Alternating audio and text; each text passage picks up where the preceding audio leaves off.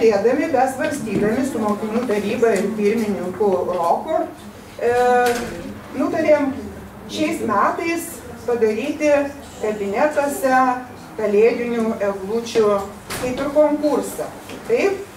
Tai paskelbėme jį ganėtinai daug anksčiau ir žinokite, beprotiškai džiugu.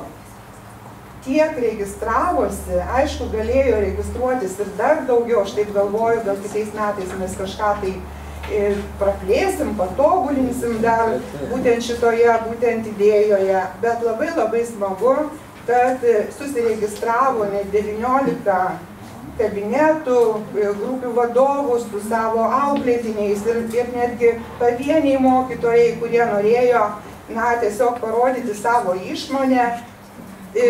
Nors mes neskelbėme, kokia ta eglutė turėtų būti, ar tai kažkokia tai pagal dalyką, arba pagal profesiją, pagalvosim kitiem metam, bet šiemet netgi kažkas tai sugalvojo, kad pritaikyti savo eglutę būtent pagal dalyką, pagal profesiją ir taip toliau. Ginčijomės tikrai ilgai, klausėm mokinių, vis tiek jaunimo viena mintis buvo mūsų kaip ir kita ir priėjome turbūt vienintelę mintis apdovanoti visus.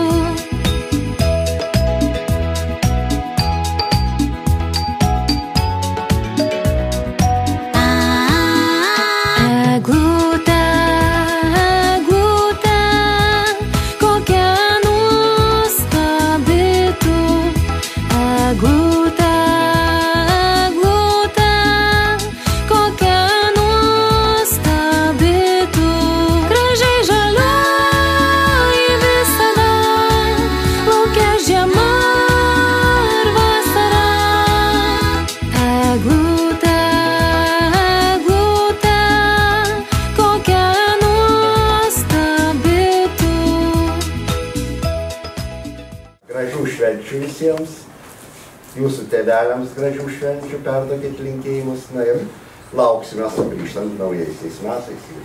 Linksmų, pailsėjusių, gražių, atšventusių Kalėdas ir naujosius metus.